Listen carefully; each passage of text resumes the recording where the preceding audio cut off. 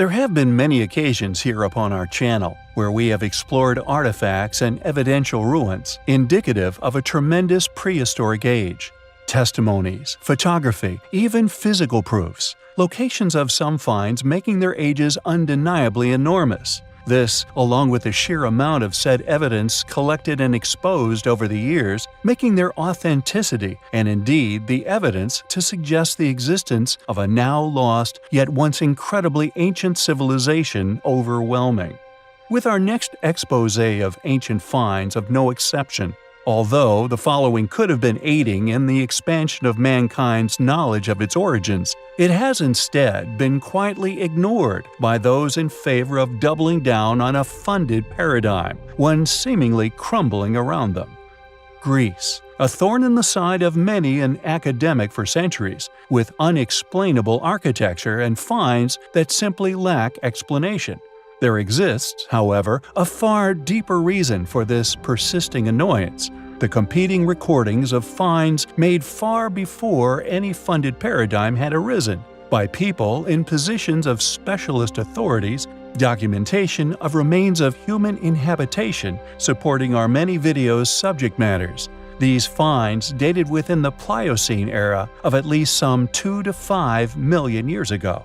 As mentioned in The Forbidden Archaeologist by Michael Cremo, quote, "Today, scientists say that the oldest evidence for human presence in Greece can be found at the Petrolona site, where human bones and artifacts, attributed to archaic Homo sapiens, go back to between 200,000 and 500,000 years ago.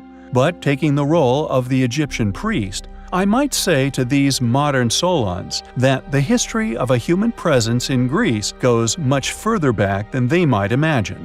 The Greek scientist who reported the Petrolona discovery, A.N. Polianos, announced further discoveries far more ancient than Petrolona man. The Anthropology Museum of Perdiccas gave the following information. In 1977, Isaac Pandelides, the owner of a sandpit not far from the village of Perdiccas, chanced upon the remains of a large animal. He informed the Greek Anthropological Society, and the excavations were directed by the anthropologist Eris Polianos, who brought to light the skeleton of a mammoth approximately 3 million years old. Though the entire skeleton was found, the bones were in disarray and had evidently been killed, butchered, and consumed by humans. End quote. This timeline flies in the face of modern evolutionary chronology, and if accepted as it should, coming from legitimate sources who documented said finds correctly, the timeline of man should rightly be pushed back to an unknown origin, and we strongly feel more effort should be put into this investigative direction.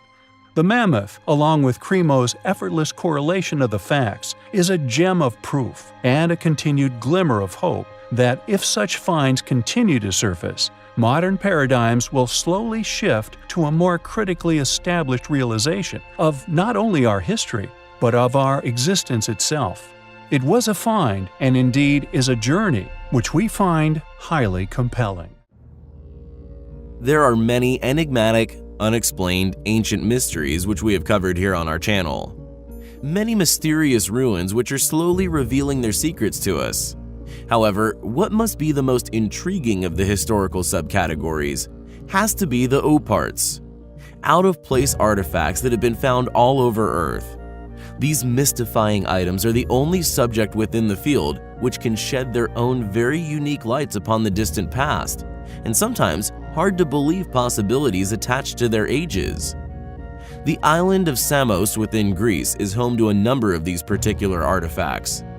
1.5 kilometers off the coast of Turkey, this small island has a big history. Within the island's capital museum is a wide range of very impressive artifacts. The most interesting among the collection is undoubtedly the strange bronze artifact, which according to academia, merely depicts a strange form of unknown carriage that would have once been pulled by horses. However, some also believe that the strange animals are actually depicting a form of periscope, and that the entire artifact is actually that of an ancient submarine. Additionally, there also exists another amazing artifact that we felt was worth a mention, found within private collection. Originally a religious idol, what do you think this wooden artifact is depicting? Could it actually be that of modern-day paragliders, somehow sent back in time, seen and depicted by this once ancient people as a religious vision? It's an incredible, if rather imaginative thought, but it is testament to such artifacts' intriguing nature. There are many incredible out-of-place artifacts that can be found all over Earth, each one just waiting to spark our interests. Thanks for watching, guys, and until next time, take care. There are countless ancient OOP-arts which can be found littering ancient antiquities, and indeed the exhibits which are so often attributed to an ancient civilization subsequently debunked by said studies as having been capable of such ancient developments. As such, these artifacts are known as out-of-place artifacts or OOP-arts, as they have become affectionately known. One such artifact is that of the wedge of Iud, a large, clearly machined piece of metal made of high-purity aluminium, dated by many researchers as that of an ancient artifact. The problem is, aluminium in this density was not developed by modern man until the late 19th century, around 1825 to be precise. Weighing an impressive 5 pounds in weight, the wedge was originally dug up, found deep within the sediments of a riverbank in modern-day Romania, disregarded by many as that of a modern-day JCB tooth. There are just as many, however, who argue, and we feel for good reason as we shall reveal, that this artifact is indeed ancient and has, through the years, continued to raise difficult questions to answer.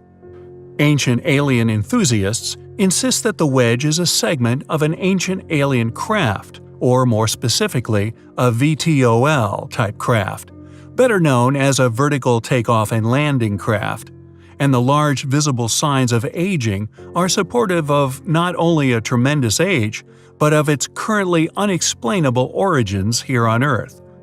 It was found during digging on a construction project, along with 2 mastodon bones in 35 feet of sand. Someone gave it to the Museum of History of Transylvania, where it lay ignored in a storeroom for 20 years, before editors from a Romanian UFO magazine found it in 1995. Furthermore, although some skeptics attempt to argue that the wedge is of modern origins, it was found in the same layer as that of the mastodon bones, with the wedge accepted by a large number of others as being at least 11,000 years old. This dating makes this a very peculiar item indeed, and something which we feel demands further examination. If the wedge is indeed around 11,000 years old, as the evidence, witness testimony, and dating of the sediments it was found within would suggest, then the question of how such a lump of almost pure, clearly machined aluminium originated from, and indeed what was the original purpose of the wedge. Was it, like the ancient alien enthusiasts insist, once part of a vertical takeoff and landing craft? Or maybe from something else? Questions still circle the wedge's true origins, and without solid evidence to prove the wedge's modern origins, we must stick to the evidence already acquired, that of the wedge's original resting place, the dating of said sediments, and the lack of any contradictory evidence in regards to works being done in this area at this depth along the riverbank within Romania. We must entertain the idea that this 5-pound, almost pure metallic object is indeed that of an ancient OOP-art, and any other explanation lacking evidence is just an attempt to disregard such claims as they do not jive with modern paradigm, an occurrence we witness all too often. What is the wedge of Iud? How old is it? Could it indeed be 11,000 years old? And if so, how was it manufactured and machined, and what could it have been possibly used for? It is an object which we find highly compelling. The Ulfberts, a group of medieval swords found within Europe dating between the 9th and 11th centuries. The blade faces are inlaid with the inscription Ulfbert with a cross on either side. The word turns out to have been a Frankish personal name, It somehow has become the basis logo, a trademark of sorts, used by multiple bladesmiths for several centuries in their impressive attempts to make the hardest, most impressive swords of the era. About 100 to 170 Ulfberht swords are known to exist, yet the origins of the name remain somewhat of an enigma. However, we dare to postulate that the name may have originated with this sword in particular. A sword which these bladesmiths may have been attempting to replicate and indeed figure out how it was made. A Nova National Geographic documentary titled Secrets of the Viking Sword, which first aired in 2012, actually took a look at this enigmatic sword's metallurgical composition. The Ulfberht sword has almost no slag content within its composition, and it has a carbon content 3 times that of other metals of the time. Carbon found to be a great addition in strengthening steel, creating a metal known as crucible steel, a critical discovery, something which made England famous some 800 years after this sword's creation. In the process of forging iron, the ore must be heated to 3,000 degrees Fahrenheit. This will bring the metal to a liquid molten state, allowing blacksmiths to reduce impurities called slag. However, medieval technology did not allow iron to be heated to such a high temperature. Thus, the slag was removed by pounding it out, a far less effective method. Modern blacksmith Richard Furrer of Wisconsin spoke to Nova about the difficulties of making such a sword. Furrer is described in the documentary as one of the few people on the planet who has the skills needed to try to reproduce the Ulfberht by hand. To do it right, it is the most complicated thing I know how to make, he said. He commented on how the Ulfberht maker would have been regarded as possessing magical powers. To be able to make a weapon from dirt is a pretty powerful thing, he said. But to make a weapon at this time within history that could bend such without breaking, stay so sharp, and weigh so little would be regarded as supernatural. Furrer spent days of continuous, painstaking work forging a similar sword. He used medieval technology, although it required highly unconventional ways, never before suspected or documented. The tiniest flaw or mistake, turning the sword into a piece of scrap metal. He declared his success at the end as more relief than joy. Who was the maker of this sword? How did they know how to make it? The mystery surrounding this out-of-place artifact persists to this day. Beit Sherim is an ancient cemetery located within Galilee. Very close by is a natural cave. It had apparently fallen into disuse at the end of the 4th century and filled up partially with 4 or 5 feet of clay-like silt. In 1956, a bulldozer was taken in to clear the rubble, but what it would uncover can be seen as an enormous upart, an out-of-place artifact. It turned out to be a large ancient rectangular slab made from an unknown material. Because of its size, measuring 6.5 by 11 feet long, 18 inches thick and weighing in at over 9 tons, it was not surprisingly left where it lay. With a perfectly level surface, its origins were a mystery, yet alas, at the time, not a pressing one. However, in 1963, members of a joint expedition of the Corning Museum of Glass and the University of Missouri would bring to light a curious reality. While surveying the region for possible remains of ancient glass factories, someone suggested that the Beit Sherim slab might have been made of glass. A suggestion initially perceived as a joke. Amazingly, chemical analysis was indeed carried out, confirming that this enormous and extremely ancient slab was indeed made of glass. It is therefore believed that the Beit Sherim slab is a huge piece of first-stage glass, meant to have been broken up and fashioned into objects somewhere else, that for some reason was abandoned right where it was made. In conclusion, several factors surrounding the existence of the slab are currently unexplainable. According to mainstream views surrounding the evolution of glassmaking, the production of such an enormous base material would have been simply impossible, requiring over 12 tons of raw materials, over 20 tons of furnace fuel, the maintaining of a temperature of over 1100 degrees centigrade for no less than 5 continuous days, finally producing a 9-ton slab of perfectly level, perfectly rectangular glass, clearly demonstrates the requirement of a highly advanced refinery with highly advanced technologies harnessed by a past civilization. Additionally, at the time of its discovery, only 2 other pieces of glass have ever been created that are larger. Both rest within the enormous telescopic mirrors of machines developed within the past century. It seems clear to us that the Beth Sherim slab is one of those rare gems that clearly demonstrates the past existence of a highly advanced, highly capable ancient civilization that once lived and was unfortunately lost here on Earth. We have in the past covered the astonishing ancient high technology still present within the gas-filled lens of Nineveh. Along with this proof of an ancient civilization's knowledge of glass-blowing and convex lens making, there is seemingly many more examples that have quietly been found, studied, and pushed into the archives of museums worldwide. In particular, those found within the ancient sites upon Crete.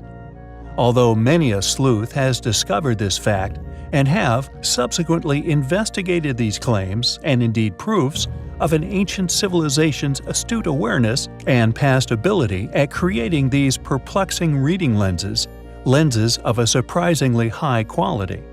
The first exposure of this truth came from a most unlikely of sources, that being the July issue of the British Journal of Physiological Optics in 1930, which contained a communication from a Mr. H.L. Taylor in, quote, "The Origin and Development of Lenses in Ancient Times," which ascribes the development of the lenses to the Cretans of 1800 BC.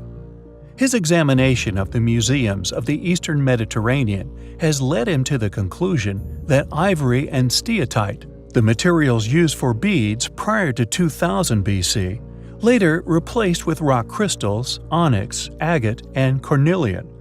The discovery of the magnification produced by a bead of rock crystal, he believes, led to the production of lens-shaped beads, and eventually of lenses, such as those of the Royal Gaming Board, found in the palace at Knossos, the best of which now rest within the archives of the Museum Candia within Crete. Their magnification ability has been recorded at between 5 and 8 diopters and are plano-convex in shape. These quality lenses were then transported out of the area to the mainland, including Troy, Tyre, Nineveh, and the United Kingdom." End quote. However, any explanation as to how these ancient artifacts were indeed created remains unknown, or indeed untold. The closest anyone dare tread is claiming they are of natural rock crystal origins and developed accidentally. Regardless, their existence is undeniably highly compelling. The toppled obelisk of Axum within Ethiopia is not only one of the largest ancient megaliths on our planet, but indeed a rare surviving wonder of the ancient world. Estimated at well over 1,000 tons, it was mysteriously toppled sometime in history, destroyed like so many other enormous relics of a lost antiquity, possibly during a cataclysmic event, and its resulting earthquakes. Yet, regardless, this gigantic ancient monument was once quarried, transported, and then somehow erected at the foot of where it now lay. Among the many other smaller obelisks, all curiously still standing monuments. The site is in addition to the megalith, covered in false windows. Now we feel a feature which can be used as overwhelming proof that the builders of said site were not only in contact intercontinental, but in cooperation in regard to construction and stone-cutting technologies. Not only do the tunnel systems, claimed as tombs within the Axum site, possess polygonal masonry, an additional, now lost technology, yet also found intercontinentally within ancient sites around the globe. Furthermore, however, we can add another chapter to this proof of a once existing, now lost, but once highly capable and thus highly advanced ancient worldwide civilization, having once been responsible for the 1,000-plus ton megalithic sites around the world. Metal clamps.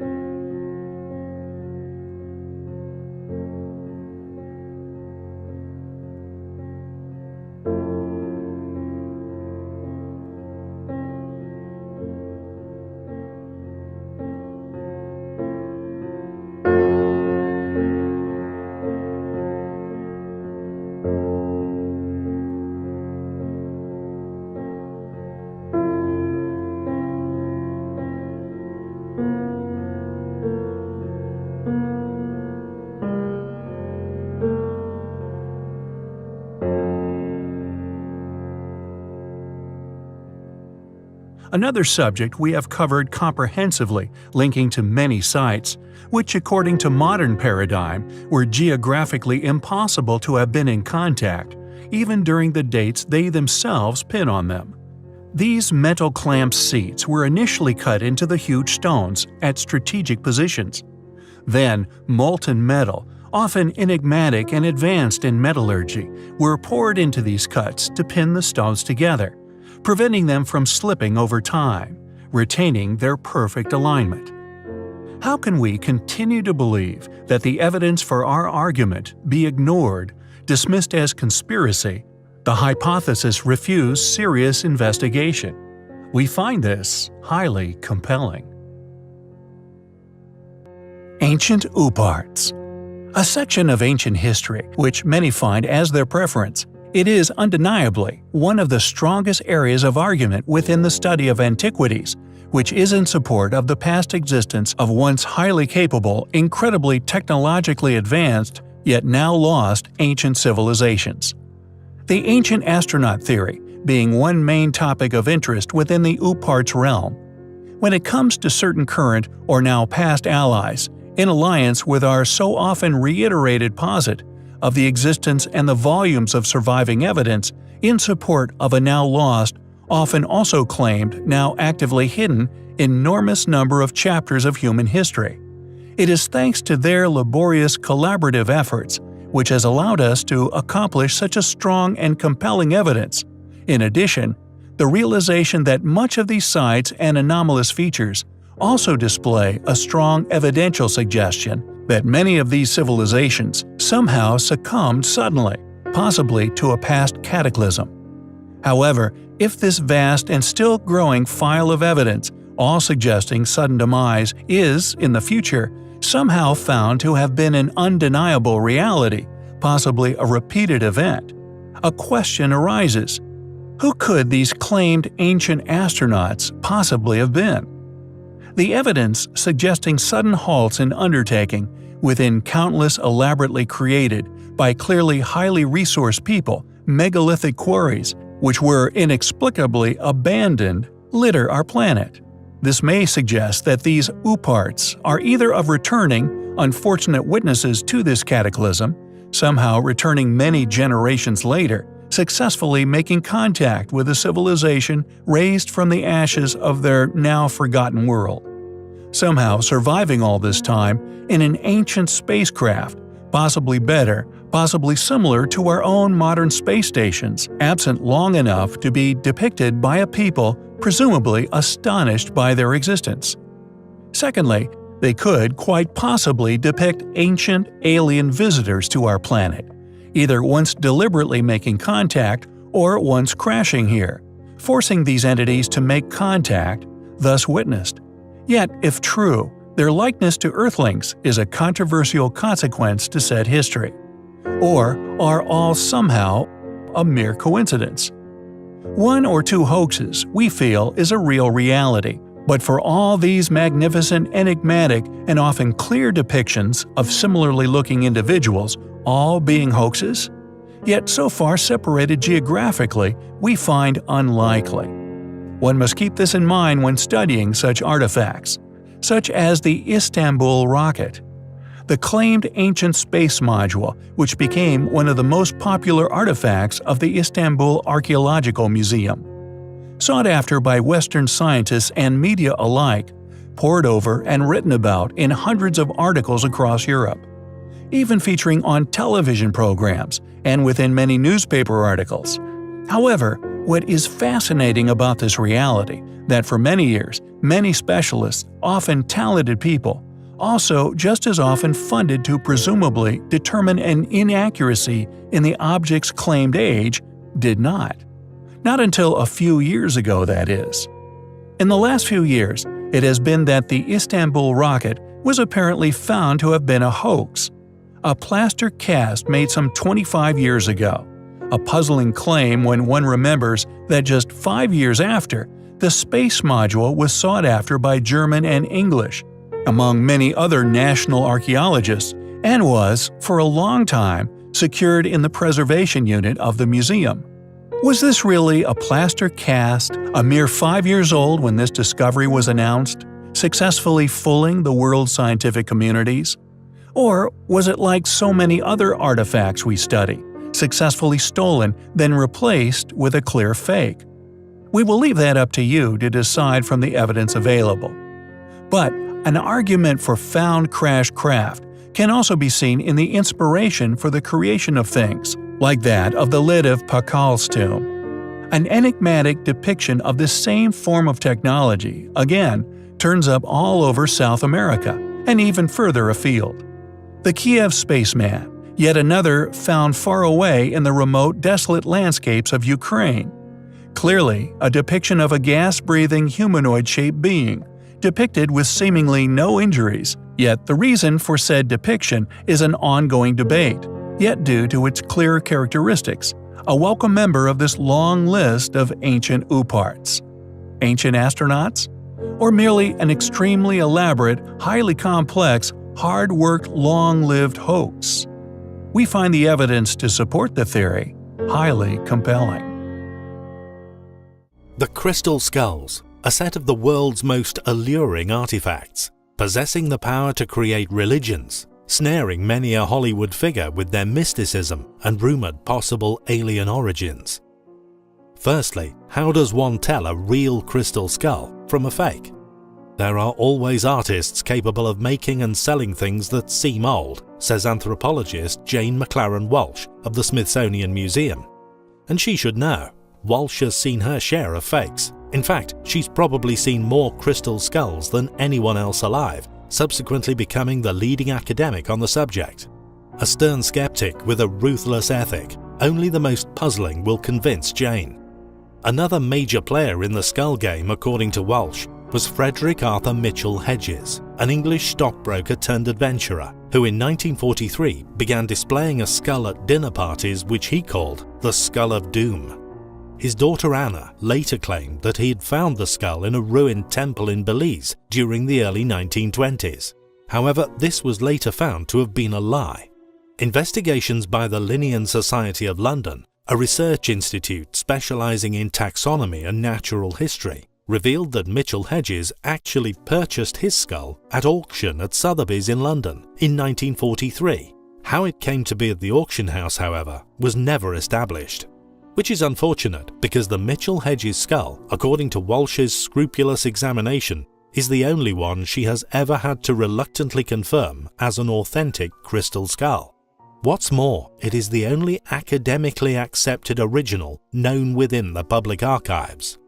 Smaller than other examples, which under microscope analysis were seen to have been made using rotary drills, the Mitchell Hedges skull is a more finely crafted, yet more crudely designed example that under the atomic microscope has shown signs of having indeed been an ancient pre-Columbian artifact, which sure enough was constructed using, quote, unknown technology. There are of course many examples of crystal skulls around the world, and many more stories surrounding their mysterious construction. elongated examples, stories of groups of these skulls initiating some form of energy field. Ancient laser cutting technology has also been claimed time and time again. However, we felt we would approach them from another angle, to experience the rare occasion when modern, specifically funded academic institutes buckle to overwhelming evidence, proofs given by the defeated skeptic to those who pursue nothing but the perplexing truth and a direction for study.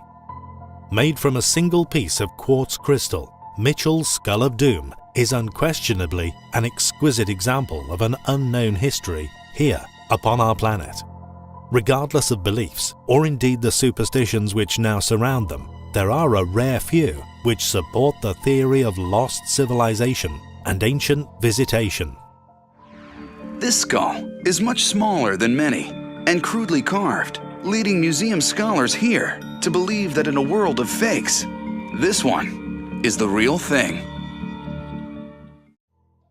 OOPArts, the acronym for out-of-place artifacts. Objects often found in extraordinary places, inexplicable in nature, and repeatedly dismissed by any who conform to mainstream institutional timelines for Homo sapiens. According to these, apparently already laid out chronologies specifically for man, the immense age of some of the out-of-place artifacts make their existences simply impossible to explain. The Nampa doll, for example, a favorite OOPArt of a number of antiquarians and alternative historians alike. Found deep within the Earth's sediment, pumped to the surface.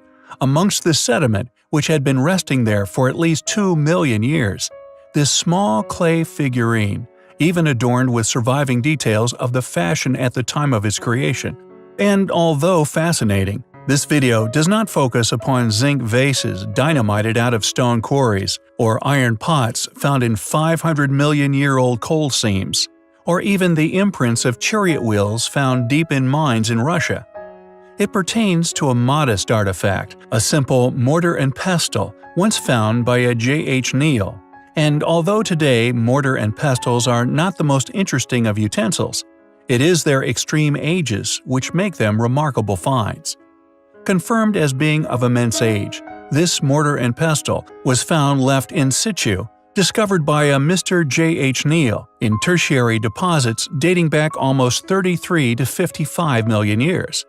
And just like that of the iron pot, found in the foundry dated at 500 million years, felt compelled to create their own personal affidavits regarding the events and the legitimacy therein, no matter how hard it was to explain.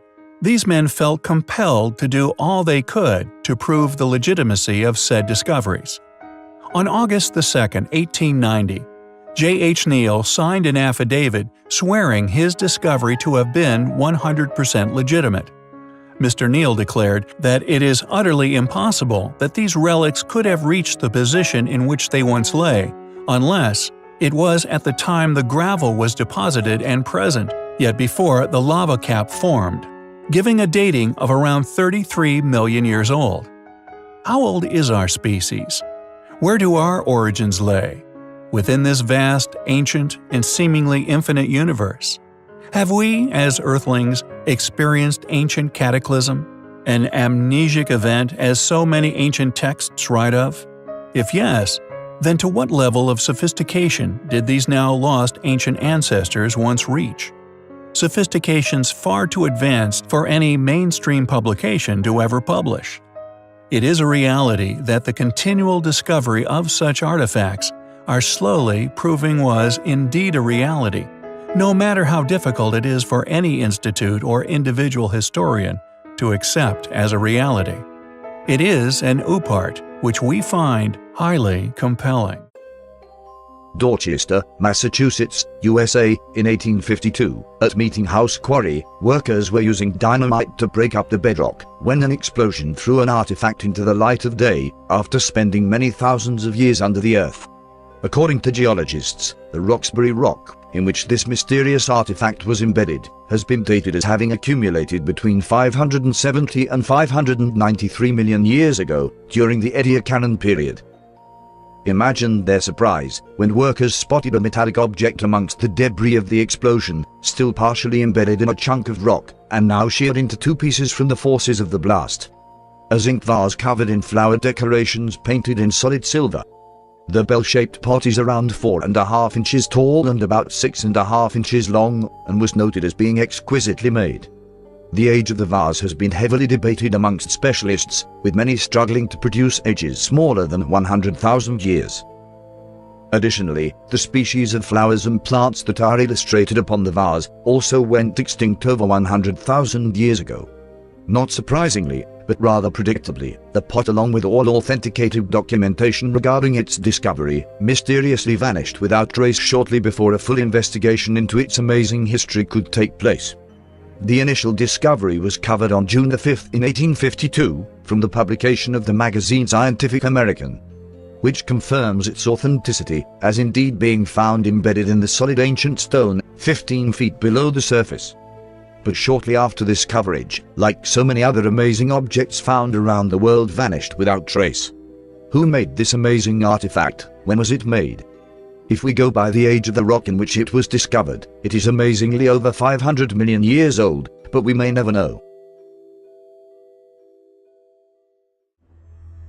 In 1944, a 10-year-old boy by the name of Newton Anderson was playing in his basement, smashing lumps of coal with a mallet, when he made an amazing discovery. The coal that he was playing with had been mined very near to where he lived in Upshur County, West Virginia, and is largely accepted to be around 300 million years old. Imagine then Newton's and subsequently his parents' surprise when he presented to them this small bell, complete with strange winged figure and its possibly very ancient clapper, later found to be made of iron. Although there are many people who now insist that the dating of the coal must be incorrect, this little bell could also be a long-lost relic, lost within woodland, that over the eons becomes perfectly preserved within the eventual coal seam, lost by an advanced civilization which once inhabited Earth. The bell is considered an antediluvian artifact, or an object of pre-flood origins by the Institute for Creation Research, who had the bell submitted for laboratory testing at the University of Oklahoma.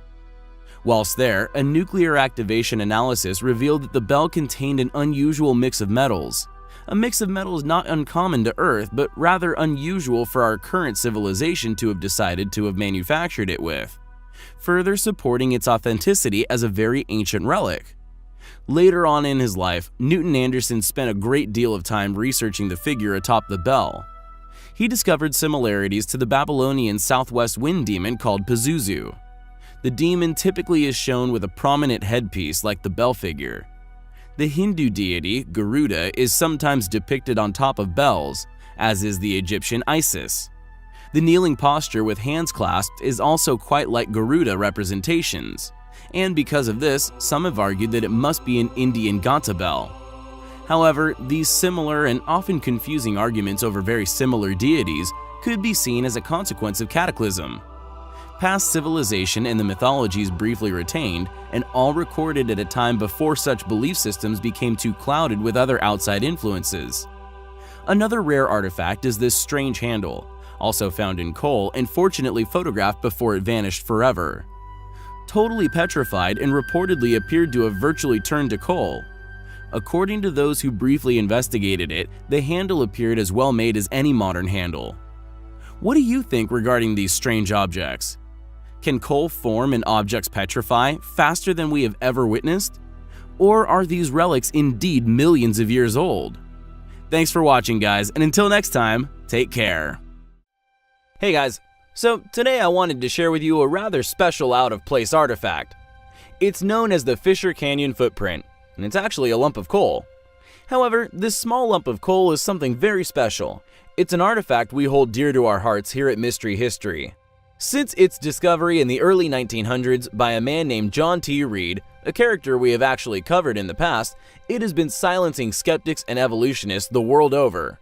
John T. Reed was the man responsible for confirming native Indian legends of a race of red-headed giants that once terrorized the American continent some 13,000 years ago. When John found the Fisher Canyon footprint, he reported it to the New York Sunday American. The coal layer in which the fossil was found was dated at over 15 million years ago. Microscopic photography that was carried out by the Rockefeller Institute, presumably attempting to discredit the find, actually confirmed that it was indeed a heel print of a hand-stitched shoe, and that the fossil seemed to show the presence of 2 rows of stitches along the edge of the sole, with twists of thread clearly visible in the photography. The right side of the shoe also appeared more worn than the left, indicating that it was worn on the right foot. Crystals of mercury sulfide, collected during the analysis, only confirmed the fossilized shoe print's enormous age. After the test results were in, Samuel Hubbard of the Museum of Archaeology in Oakland, California, buckled to the sheer amount of conclusive evidence by telling the press, quote, "Today's people are not yet able to make this kind of shoe. Facing this kind of evidence indicates that at the time of suspected uncivilized arthropods, millions of years ago, people with high intelligence appear to have existed. Detail of the threads proves that it was the sole of a shoe and was strictly the handiwork of man." End quote. This is why we love the Fisher Canyon footprint so much. It sat in the back of museum collections for years, silently waiting for evolutionists and skeptics alike to stumble upon its existence, only for it to then cast its spell of tremendous doubt upon their way of thinking. They can produce no real explanation for it. The best any mainstream scientists or anthropologists can do is ignore the evidence and conclude it's just a natural formation. Unfortunately, the footprint conveniently went missing a few years ago, even though by all accounts it was just a lump of coal. The story has also been hijacked over the years, with the Rockefeller Institute's test results subsequently vanishing. However, luckily for us, the quotes by Hubbard are in press archives all over the world. This small lump of coal is sure to fuel the argument for years to come.